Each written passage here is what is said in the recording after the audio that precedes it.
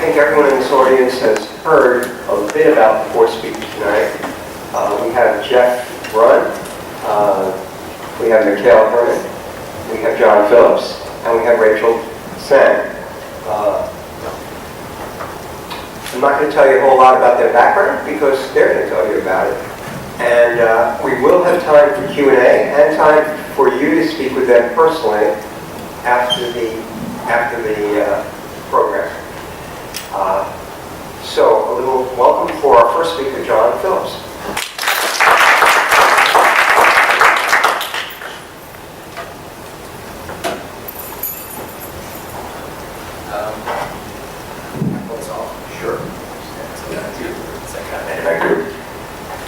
Hey guys, my name is John Phillips. I graduated in 2003, and then I went on to New York University and I graduated there in 2007.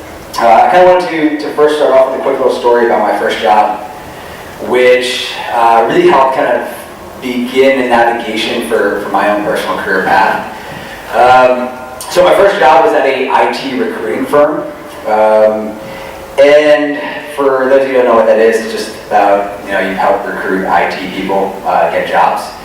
So there was a little bit of discrepancy in when I was being interviewed as to what that job was and what the job was being pitched to me. So what was pitched to me was that it was a job where I'd help people get jobs, and everybody can sign on to that, right? You're gonna help people get their dream job, that sounds good.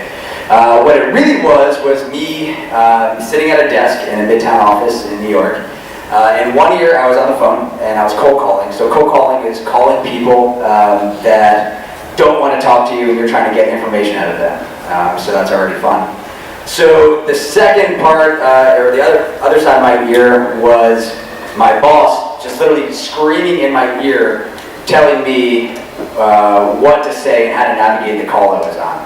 So that sounds pretty conducive to a good work environment, correct?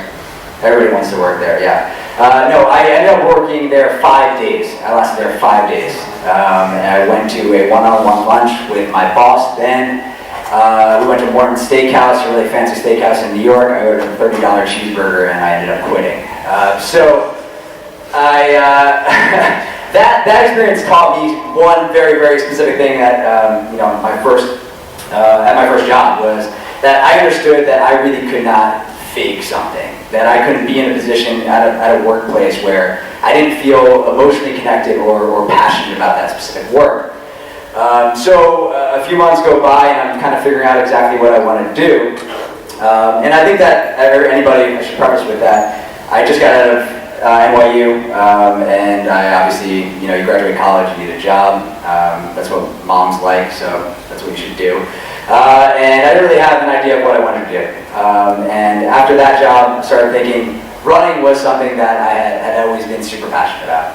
I ran in middle school, I ran here at Blair, I ran at NYU, and later ended up running a little bit more post-collegiately.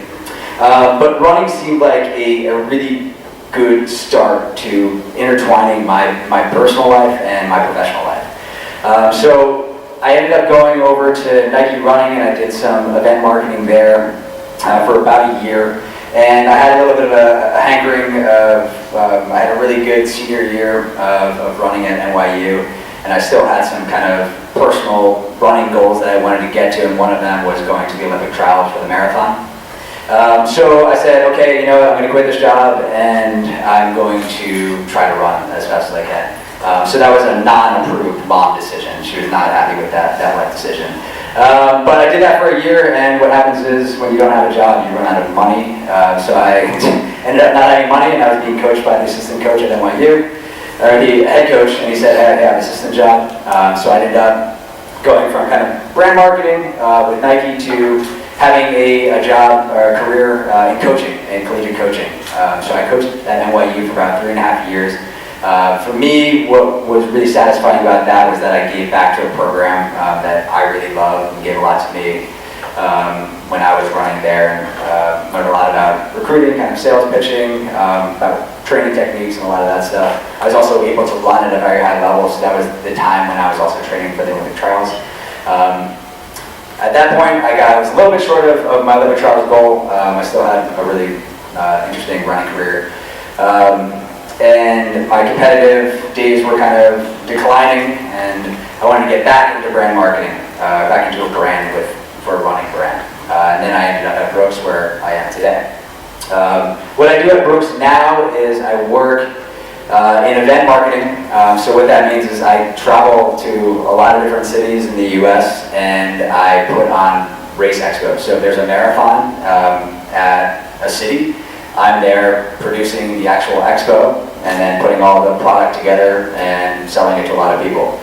So it's cool because I love to travel, and that's a second passion of mine. So it was, again, kind of intertwining my love of running, my love of travel, and just a really cool way to kind of connect those bridges.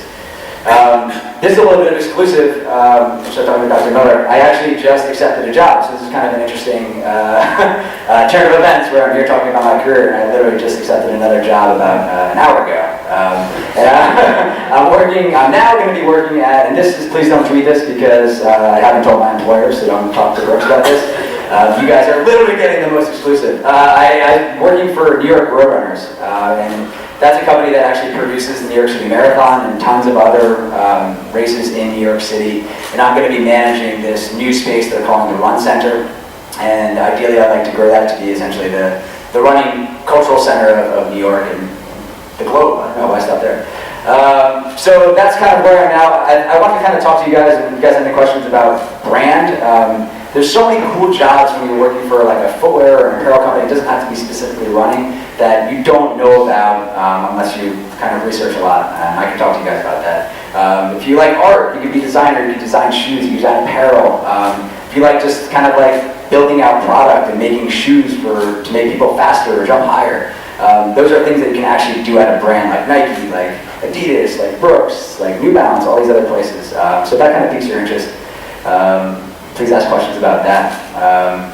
One other thing about kind of connecting all of Blair, something that I really appreciate about my Blair education was you guys are kind of given 4 years, if you're here all 4 years. I was only here 3, I know. No, you guys are given an opportunity where you have 4 years before everybody learns everything that they learn at a college. You're given an opportunity to understand and create decisions for yourself and your individual thought, and I think that's really powerful that you get to learn that at Blair, and there's so much diverse courses and things that you can really kind of integrate yourself into, and I would definitely urge you guys to do that. So that's my pitch. Thanks, guys.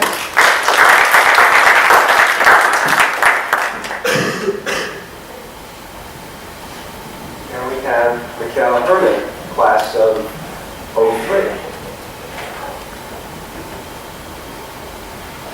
Hi guys, my name is Michaela Herman. I graduated in 2003 with John, actually.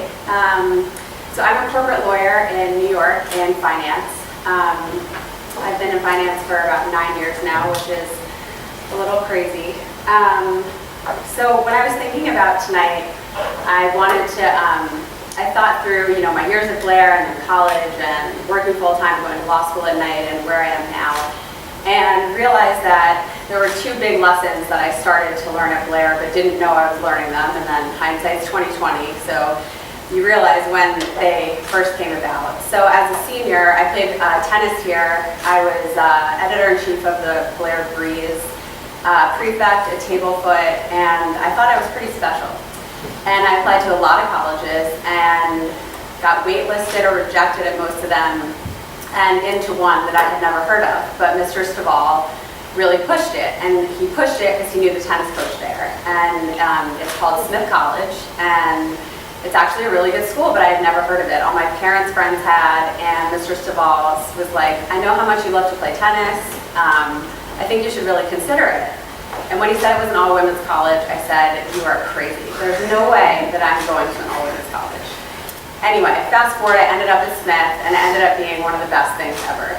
So, 2 major lessons that started there and intertwined themselves throughout the rest of my career and schooling and continue to today are about being adaptable and about self-awareness. John talked a lot about knowing what his passion was and going with that. I think that's one facet of it, and the other is knowing what you like to do. So are you a problem solver? Do you like to work with other people, or do you like to work independently? Things like that. So I ended up at Smith, and it was pretty great. I graduated a little bit early because it was feasible to do it. And I always knew I wanted to get a law degree. So I immediately started looking for jobs as a paralegal. Ran into a family friend who said, you know, what are you doing? I heard you graduated early. I said, well, I'm applying to paralegal jobs. I know that I want to get a law degree. And he said, you're going to be miserable at a big law firm. Why don't you, have you considered finance? I was like, I was an American history major. I don't do numbers. I'm not going to finance. And he's like, there's so much more to finance and investment banking and private wealth management and so many different jobs in those industries than you think. And so he ended up going to work the next day and calling me that night and telling me that 2 in-house trust and estate attorneys in private wealth management at a firm called Credit Suisse were looking for an entry-level analyst, basically learning how to read and analyze wills. So upon your death, you should have an estate planning document like a will or a trust that disposes or gives people your assets in the right way. Otherwise, they're disposed of by the state and it can be really bad. So I ended up at Credit Suisse. I got the job pretty quickly and I was feeling pretty good about myself and pretty special. And this was my kind of failure, if you will, or my lesson, like a tough lesson in self-awareness. I didn't realize how kind of entitled I was acting, showing up a little late, thinking that things were beneath me. And it's a really important lesson to learn and something to think about when you enter the professional world. A good attitude and acting like nothing is beneath you goes a really long way. Not only that, it also opens you up to a lot more possibilities within a company or whatever it may be. So I ended up moving within Credit Suisse, kept the law school thing in the back of my mind, and decided to ask if Credit Suisse would support me and help pay for law school if I went at night. So I applied to a bunch of law schools. I was going to go full time, but Credit Suisse said they would support me. So I went to Brooklyn Law School at night starting in 2008. So I got my law degree at night while working full time. So it was 4 nights a week, 6 to 10 after working 7:30 to 5 every night. The positive was that I came out with $130 grand less in debt than I would have today because I asked the question and they made an exception for me. So I ended up moving within private wealth management to a few different groups that I was really scared to move into because I didn't know the subject matter. But again, being adaptable and being willing to learn and ask questions is really important. When I finished my law degree, I was asked to be an in-house attorney for Credit Suisse, covering their private banking North America division. So basically, private wealth management is financial advisors and brokers managing people's money, like your money. So not like public companies, but just two-legged individuals or families, just managing their wealth and helping it to grow and things like that. So I did that for 2 years and realized, I don't know, maybe I should try something different, but within finance. So I moved to Barclays, private wealth and compliance. So I went from the business side in private wealth to a legal job to a compliance job. Little did I know Barclays was not in a good spot. Their private wealth management business went under a few months after I joined, unfortunately. But I got to see, Credit Suisse was a very functional private wealth management division. It ran very well. And I got to see the opposite of that moving to Barclays, which was a really valuable experience. Barclays was acquired by a company called Stifel that's based in St. Louis, and that's where I am now. So basically, I am a corporate attorney for Stifel, just as I was for Credit Suisse. And the difference between, I'm sure you guys have heard of litigators before and corporate lawyers. And basically, the difference is litigators come in after something has gone wrong and they fix it. They argue in court, they write a lot of long documents, and that's not what I wanted to do or want to do. Corporate lawyers, it's a little more fun and creative because you get to work with business people in a specialized area and help them strategize on how to grow their businesses and build their businesses and launch different products, and you're advising them on the laws and regulations that govern what they're trying to do. So it's a little more collaborative. You get to work more closely with people. You're not the mean person in court arguing stuff. So that's what I do, and happy to answer any questions when we get to the Q&A. But I really think those two lessons started at Blair about self-awareness and realizing what you like to do, or you know, if you're more collaborative or just like to work alone. And also just being adaptable to different things and keeping your options open. I think a lot of kids go to college and think, well, this is what I want to do, it's what I've always wanted to do, but there's so many different jobs out there, and I mean, my story is the perfect example. Like, I would have always thought investment banking was just traders and numbers, but it's not. There are so many other jobs at banks, like people who do marketing, human resources, lawyers, compliance officers, and you don't have to be good at math or like numbers to work in investment banking or private wealth management. So I think that's a pretty important lesson I learned, and a good one to carry with you guys as you go off to college.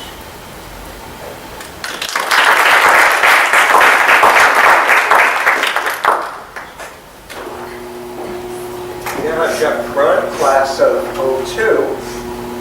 And we have, for the next two people, folks, we have some visual for them. Do you need the help with the lights, Marty? Or are we gonna be... Not really. Okay. Just people Leave them up if you don't mind. Okay, sounds good.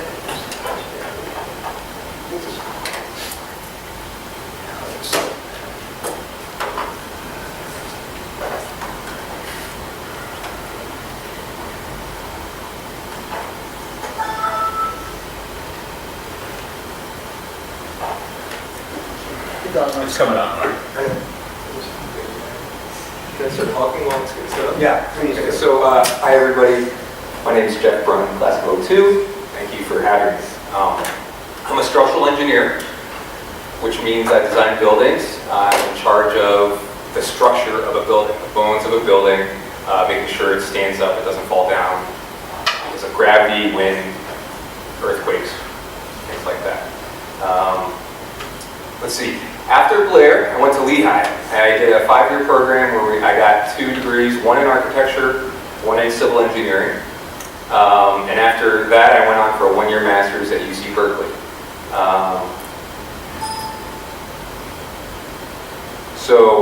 After UC Berkeley, I stayed out in San Francisco. And I'll just really quickly give you my resume.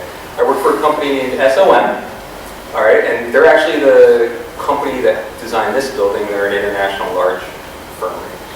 After SOM was a boutique firm named Tipping Mar, which was a similar type of work. And then 2 years ago, I launched an engineering startup called Firmatest. Can I control from here? Thanks. So here's some photos that, I'm not going to walk you through all these. I just grabbed some stuff from work that I thought maybe the pictures would just help illustrate the type of stuff that I'm doing. So I'll set this up.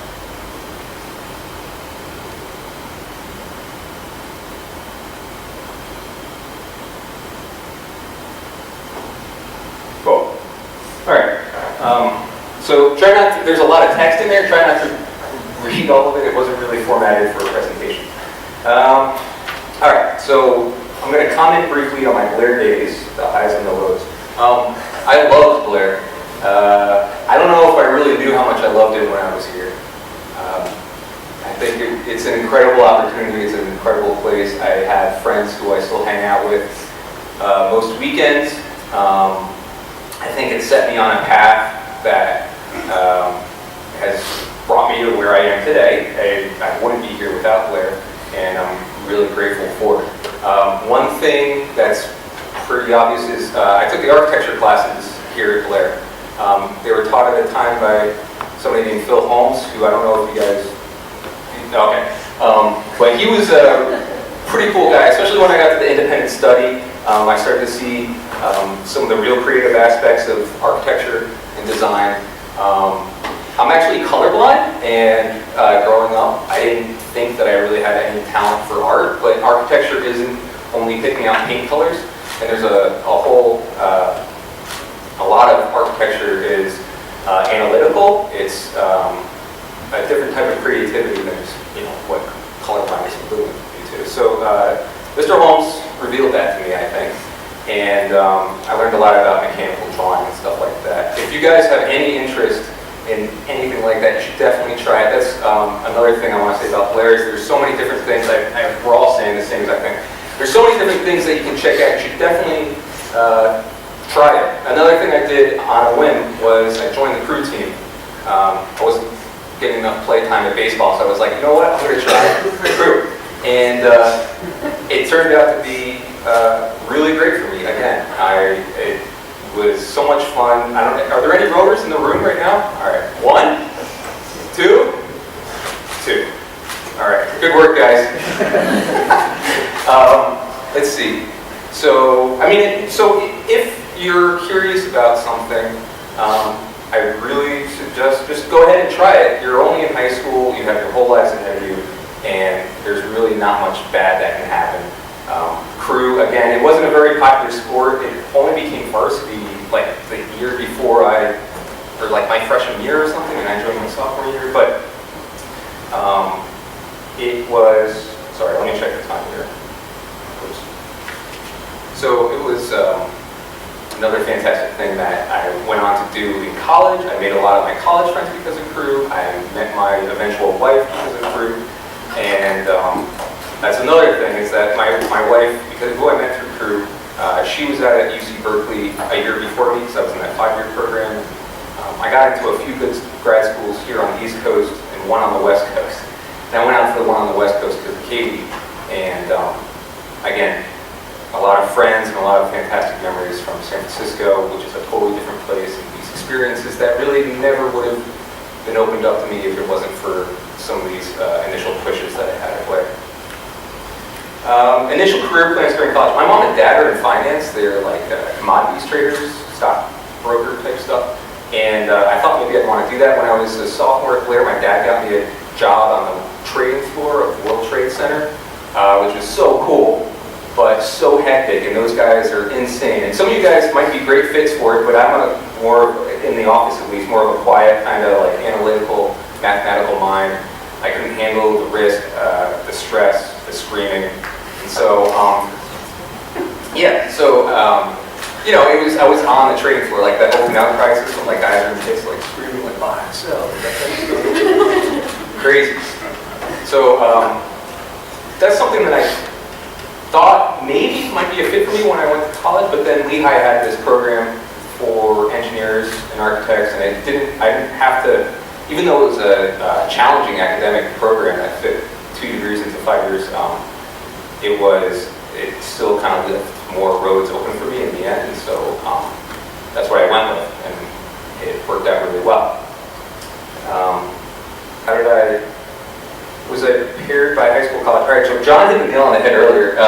You guys, when you get to college, are going to be so prepared for things that other kids are going to be stressing out for. Again, like, I remember kids in my dorm being worried about the showers or laundry, and like, this is what occupies like their mental energy, and like we're all giggling about it, right? So you're going to have a huge leg up there where you should really focus your energy on, I don't know, trying other new interesting things. Okay, so I'll talk about engineering. How am I doing on time? Okay, so I'll talk about engineering just a little bit.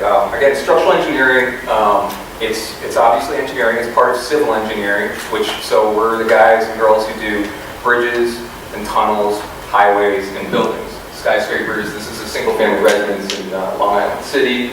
This is another, oh, that's Brooklyn, Windsor Terrace. In the images you'll see fly by, there's some really big buildings, some Chinese skyscrapers, that one. Some stuff in the Middle East, these are with the company SOM.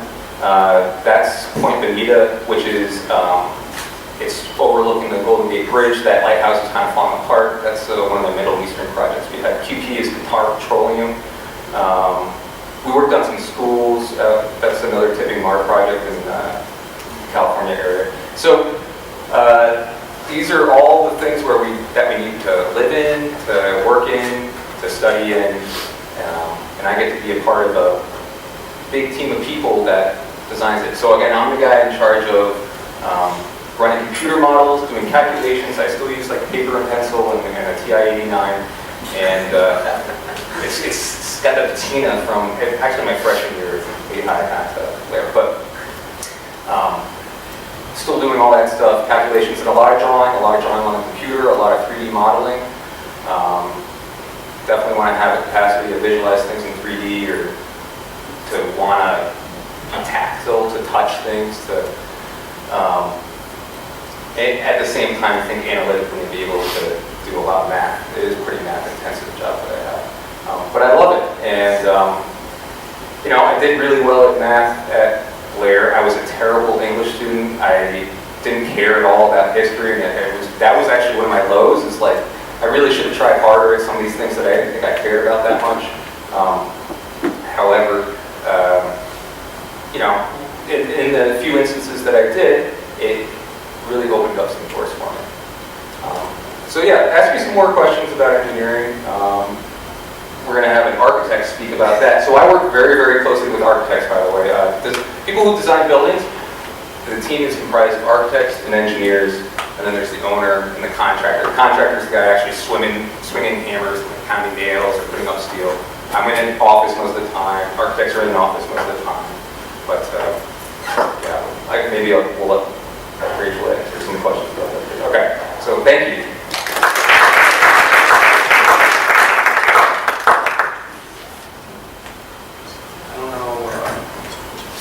You want to hold it? Or? Here we go.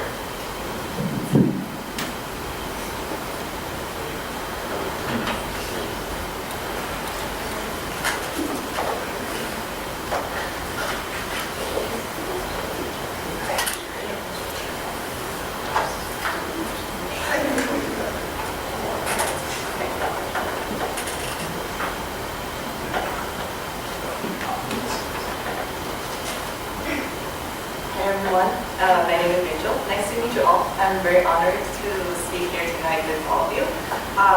So I made a little summary about myself. I was here at Blair 2007 to 2010. I was a new sophomore here.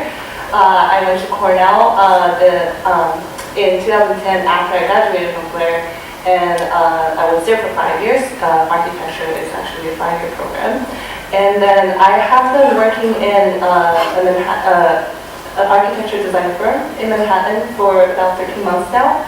So, well, while I was preparing for this talk, I tried really hard to put myself in your shoe, and that is my effort of putting myself in your shoe. But, you know, I think I was trying really hard to think, what do you really wish you would know by now as a high schooler? And simply put, I guess the question will be, well, you might ask me, I don't know what I'm going to do. Like, how did you know? But to be honest, I didn't know either. When I was at Blair, I probably was more lost than any of you currently are right now. Because pre-Blair, in my freshman year in high school, I was actually a professional music performer. So I was a pianist, and I actually started learning piano since I was 6. But I came to Blair, and I quit all of that. So I was really lost, and I was also an international student, so I hardly speak or write in English. So if you're an international student, I understand your struggle, because I went through that as well. Well, I was also really bad at school, and I was really bad at sport too. Now I'm telling all of you this, like the faculties might not think it's true, but that is really how I started out with. And so, I also had a lot of pressure from my family, because I also had 2 siblings who are absolutely incredible in their grades. They do everything really well. So I'm kind of like the lost soul here, like trying to figure out, oh, what am I going to do with my life? But I did a lot of catching up while I was at Blair, and I did end up going to college like everyone else did, thankfully. Well, it sounds very straightforward, but the process was a complete struggle. But something that made this struggle even more real is when I discovered that I do have some talent in drawing. So this is a drawing that I did while I was at Blair. And I showed my mom this. she was really upset with me. Really, really upset. She's like, what are you spending your time doing again after you quit piano? It's like, well, like, this is like really, I do find out, I do have a talent for things that I really put my effort in, and I actually gone to a big fight with my mom about this. Well, I also only started drawing because I had to fulfill my art credits here at Blair. So, this happened in my junior year just when I started worrying about what to do with my life. And someone in my art studio had suggested me to do the Intro to Architecture program at Cornell in the summer of 2009. So I went there, I suffered through, I really hated it, but I still ended up applying to Cornell. I got in, and I went there for 4 years. So, this is like all kind of coincidental at the end, but, it did get me through, it did get me some good ideas of what I can do. And that is really one of the part that Blair gave me the confidence in. And the person suggested me to the summer program, some of the stuff that I did during the summer program. And then, like, drawing that's all hand drawn. So that friend actually became my roommate at Cornell. So, like, make good friendships while you're at Blair. And I partially chose to go to Cornell at the end because I had to compromise with my parents, but also I wanted to choose a more practical major while I can still draw. So, to be frank with you, I really didn't know what I was doing until I joined architecture. So, part 2, about my life at Cornell. So since I picked my major before going to college, my college experience was very different from what most people had. Well, my curriculum was really focused, with about 70% of the architecture-related courses, half of that is about studio projects. So I spend most of my living time working in a studio, and projects were pretty much all I did. Well, yeah, I did mention that this is a 5-year program, so if any of you are actually interested in doing architecture, you might want to give a second thought.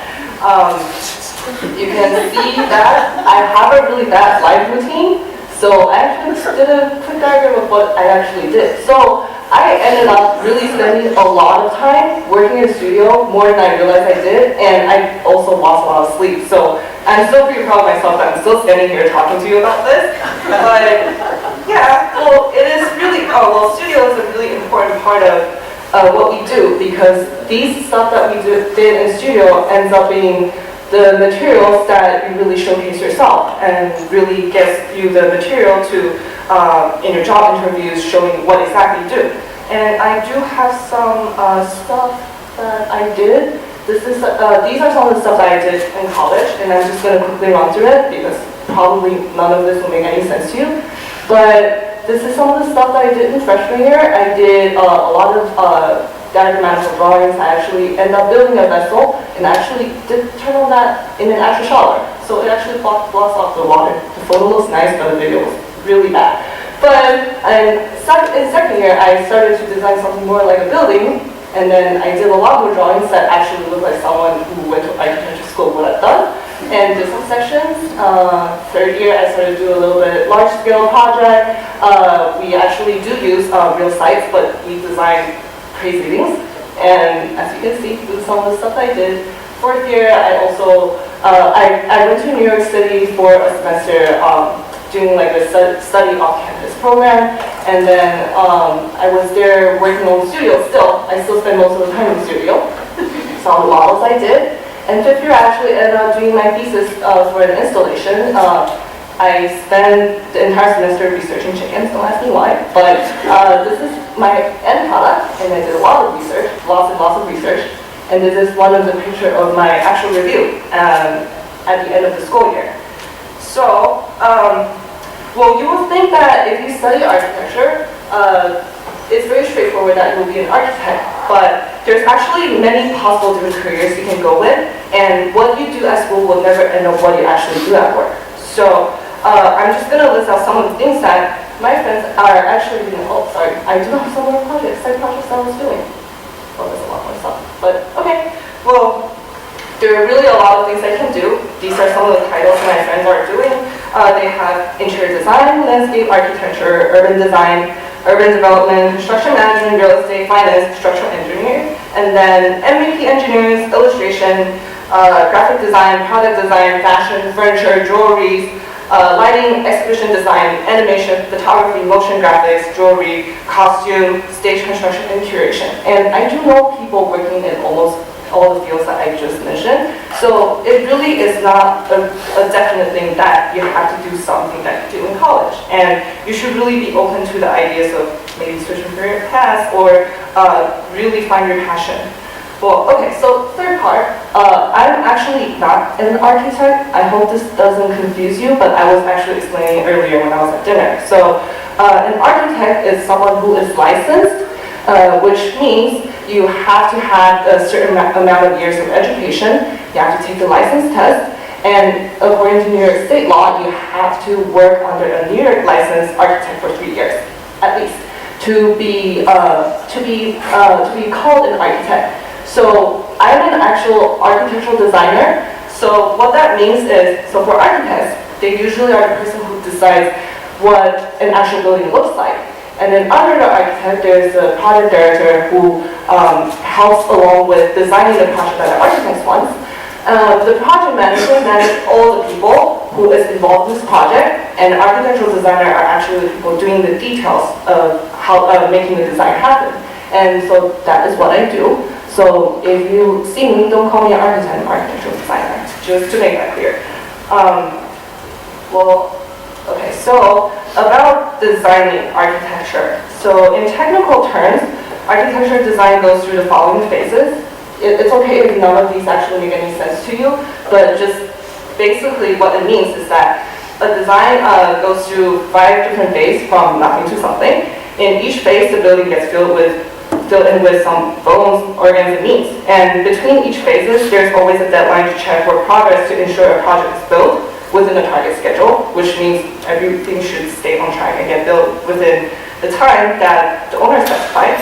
And that is when we prepare all the drawings and model possible for the presentation. And that is what I do daily.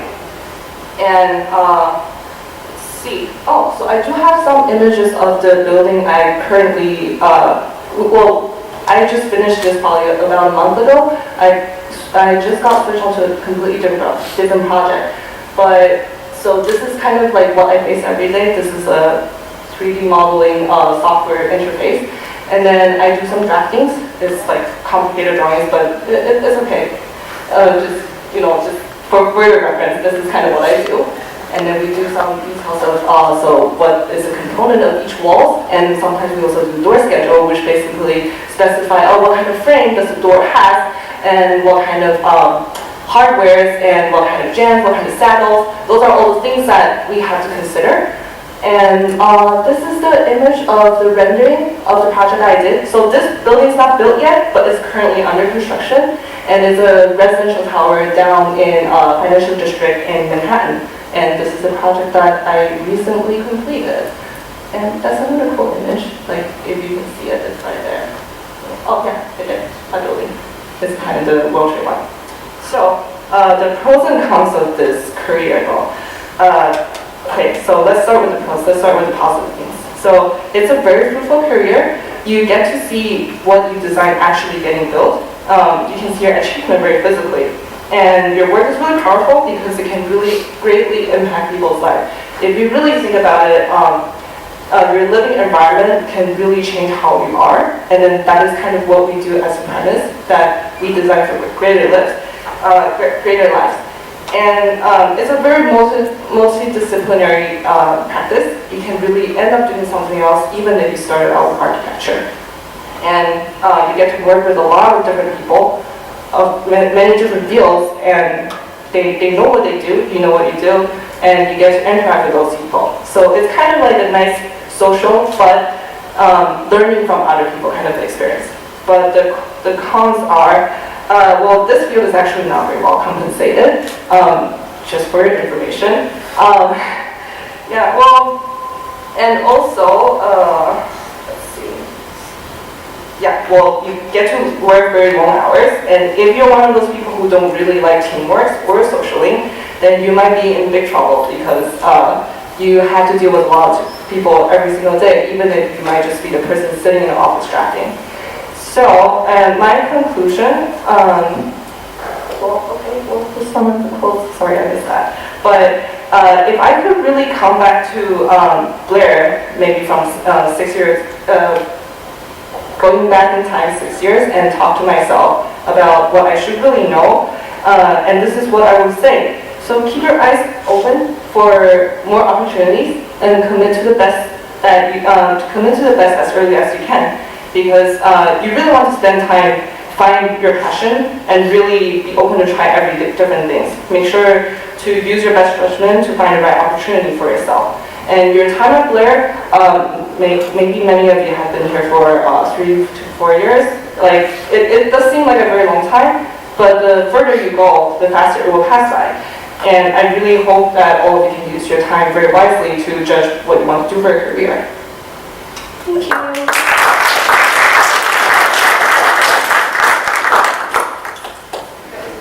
So, the audience may direct questions to all or any one of these, and I'll just pass this along. Okay, any questions? Come on, I know you guys have questions. Yes. This is for Rachel and Yes, Jeff. Were you guys ever scared that the building you guys make would ever not work out well? Should I answer that first? Okay, well, as I suggested, since I'm not the architect, I don't have to take the legal responsibility given the result. So, that explains. I personally put a lot of effort in working in these buildings, and of course I don't want them to fall down. But eventually, if anything happens, it's always usually the main architect who has to take the responsibility. So, that's my part of the answer. Yeah. Thank you. I am stamping drawings. I am the guy responsible. We carry malpractice insurance, actually, that type of thing. But there's always maybe little hiccups in projects, but there's a lengthy licensing process. We put a lot of care and effort and time and thought into what we're doing. There's a lot of guidelines. There's people checking my work for very tall buildings like that. There'll be peer reviewers and entire teams, and the design process will take months and years. And to eliminate that type of thing. Computers help a lot. We can model things in 3D and actually see if there's a clash, like the MEP engineer wants to put air conditioning duct through my beam or something. We can see that in advance, and so that's computers are relatively recent. I mean, that's something that helps us avoid those types of hiccups and stuff like that. But that's a good question, yeah. My question is for Jeff. You said you started your own engineering company. Can you tell me more about that? Yeah. Okay. Good question. Great question. So 2 years ago, or let me back up. So after grad school, I don't know if it came across in my talk originally, but I followed a little bit of a linear path through college.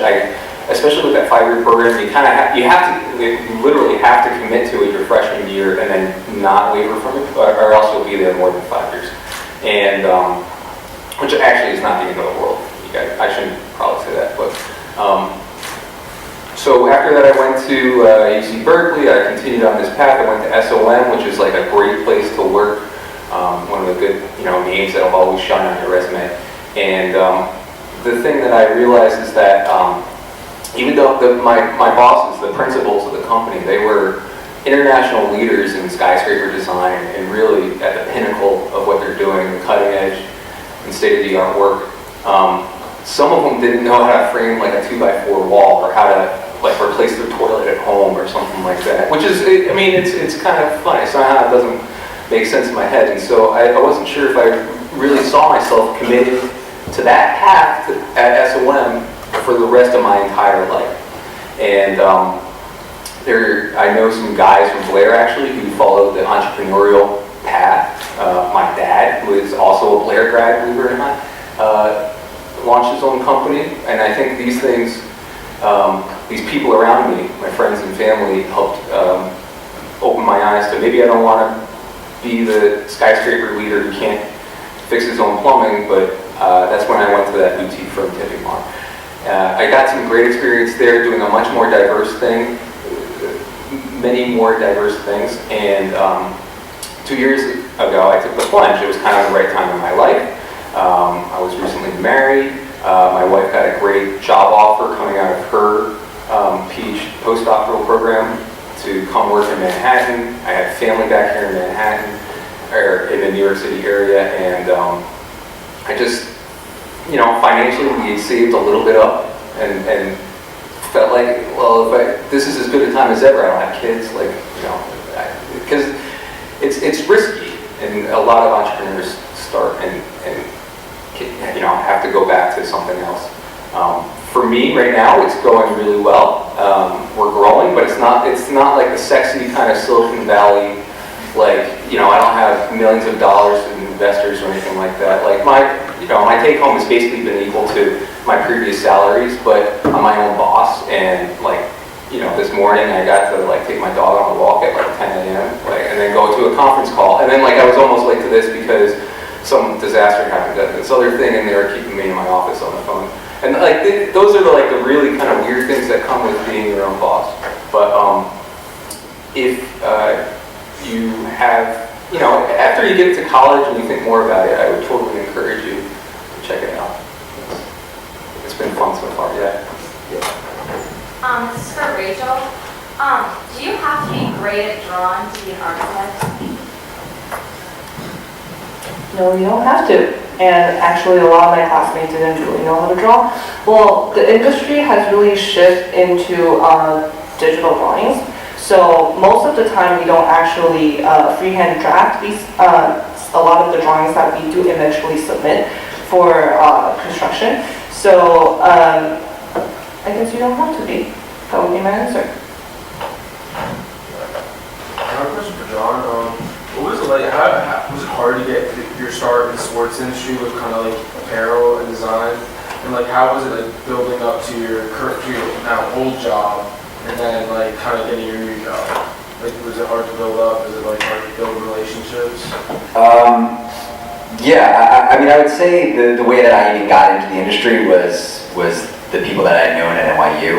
So somebody that worked for an agency that worked with Nike, I ran with on the team. So he gave me an opportunity to work with him, and then really just kind of the people that you meet through the industry was, and especially being in New York, was really, really helpful in kind of building out a network, so that when you can kind of figure out maybe your next career pivot, then you ideally have somebody within that. Like the way I got my job at Brooks, I would run for the director nightclub, and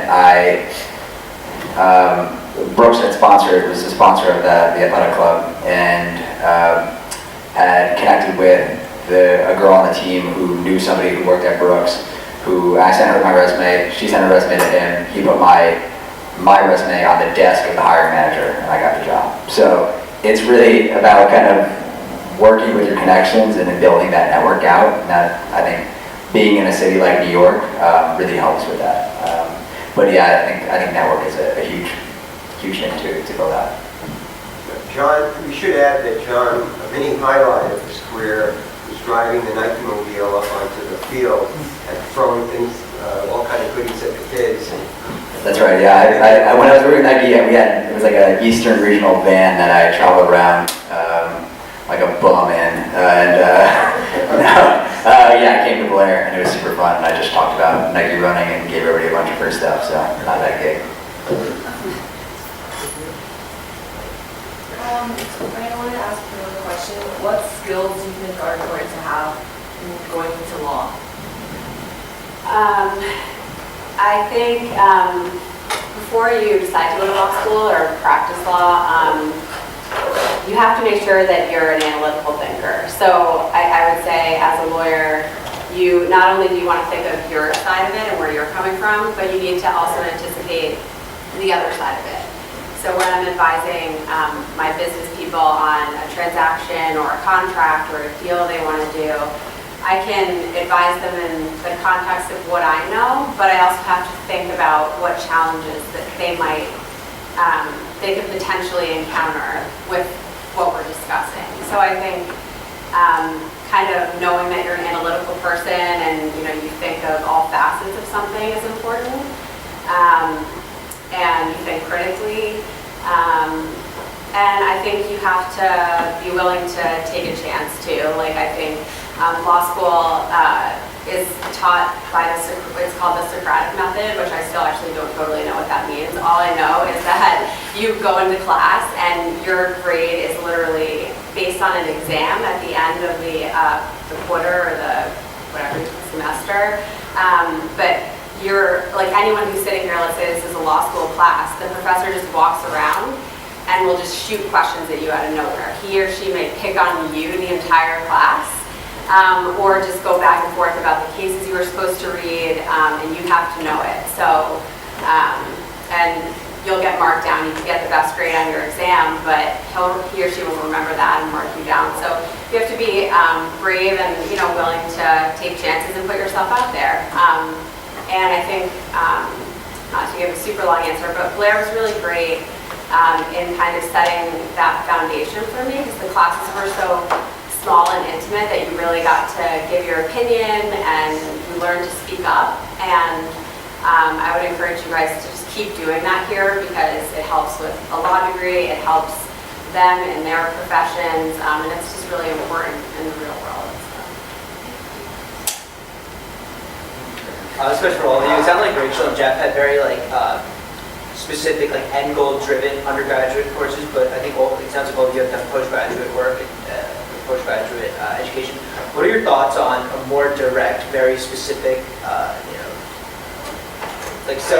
very end goal driven undergraduate work versus doing looking at all your options, learning a lot of different things as an undergrad in order to figure out what you might want to do in graduate school should you pursue higher education after that?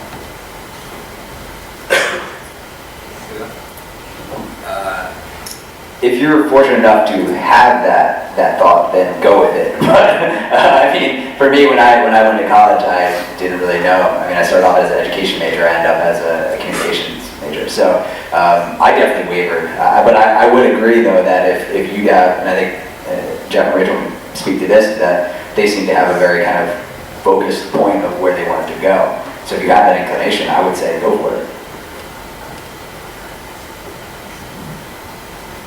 So I actually just graduated from undergraduate school a year ago. So for my degree, it's a little bit more specific because my degree is actually a professional degree, which means I can go on and work as an architect without having to pursue a higher degree. And I do have thoughts about applying for grad school, but I think the one thing that has stopped me to do so, because actually for the past 2 years I've been trying to apply to grad school since I graduated from undergrad, and the one thing that stopped me is that I think actually working can really teach you a lot of stuff that you can't learn at school. So I really cherish the time I can actually work without having to think of school, because that will give you a really whole different mindset. But it is definitely, if you have the idea of what you want to pursue, it's definitely something good to continue to.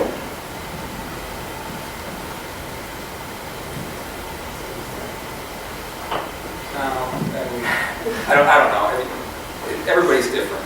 So if college is the place, college and Blair in high school are designed to help you try new things and to figure it out. Even if your path takes you beyond, then it's fine. It's whatever your personality matches. That's my opinion. I'm not an expert on that question. It's a tough question. Yeah, I would echo John's sentiment that if you have that, if you absolutely know 110% what you want to do, go with it. And if it doesn't work out, that's okay too, and it's fine to change things. And if you don't, that's also totally okay. I think I always knew that I wanted to get a law degree. I didn't know if I wanted to practice law. I just knew I wanted to learn about it. And I was fortunate enough to find someone to pay for a lot of it for me, and I only owed them a year after. But if I didn't have that year in working first and realizing that there's so much out there, I don't think I would be where I am today. I think for some people, going and having that first job and experience and just remaining open and asking questions is really valuable as well. So what was it like just kind of coming out of college, like being thrown into kind of like the hectic, just like working life? Like what was it like kind of like the transition, being able to get the opportunities, the jobs you were, it's just kind of whatever. What was it like? Was it stressful? I mean, there's a lot of people around you going through the same exact thing. I mean, it's probably a little bit jarring going into your freshman year of high school, right? But everybody kind of got through it. I don't know. That's Yeah. I mean, I think when you graduate, there's an element of fear where you're like, what am I going to do? This is, I just graduated. So there's definitely a little bit of fear. I think that the best thing about graduating, it to me was starting kind of like a financial independence of sorts, where like the most gratifying thing was, like not being in a dorm and paying for your own rent, and you got your own money, and you got a job, and you can do whatever you want.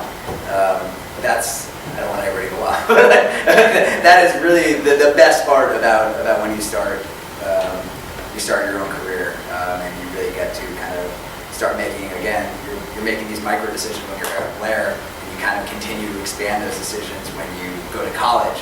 But when you start getting a job, your decisions are solely up to you, and there's a lot of guidance around that, but it is your life to take.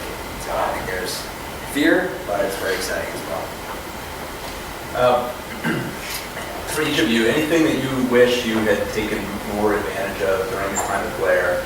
Jeff, you mentioned, you weren't really care about history, wish maybe you had more, any, I guess, regrets, or if you could do it all over again, something that you had focused more on, go down the line. No regrets. No regrets. Starting with me. Yeah, so that was, I guess I touched on that, is just put more effort into things. I definitely spent too much time just screwing around with my friends. I mean, that was, I value that time too. But we had like a Napster back when we were in shorts, and like the T1 line was like brand new. So like, I don't know. Showing your age, yeah, I know. I wish I had committed myself more to like everything while I was here. I wish I didn't get suspended when I was here. Actually, I don't. It was a good lesson. Anyhow, I just thought I'd bring that in. I think it's hard to give this advice because it's easy to say now, but when I was sitting where you were sitting, all I was thinking about was, like hanging out at the can and getting an egg and cheese and holding hands with my boyfriend, things like that. So I'm just trying to be honest. One thing I wish that I had done more is whether it's Skeptics or Chapel or when Mr. Vogel's on campus, or even just with the faculty who is so amazing here. And, I still think about every day, like Mr. Pagano was my tennis coach, and Mr. Browse taught me how to run. I was on the treadmill yesterday, and every time I get on the treadmill, I think that was taught me how to put my torso straight and swing my arms forward. And, they all touched our lives so much, and I think just asking them all questions, whether it's Mr. Vogel or a speaker or the faculty, asking them questions about their trajectories and how they got here and about their careers, and just to be thoughtful about it, because everyone has a different path and ends up where they thought they would be or didn't think they would be at all. And just remembering those anecdotes as you move through college and into the professional world, it's important because no story is the same, and there's so many different things to do out there. So that would be my advice. I do have a regret. I wish I did get suspended.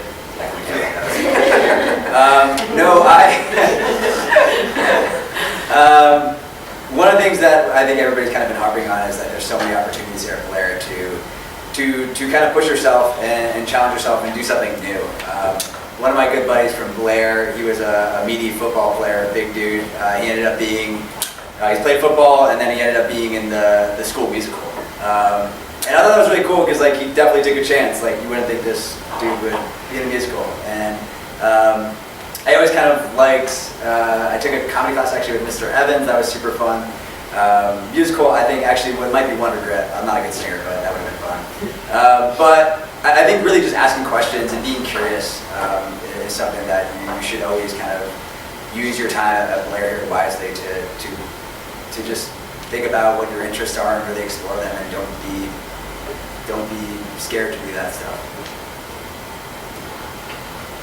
Well, I think for me, well, I really wish I bonded with more friends than I could have back then because, well, I actually started out not really speaking English very well, so I used to spend a lot of time by myself.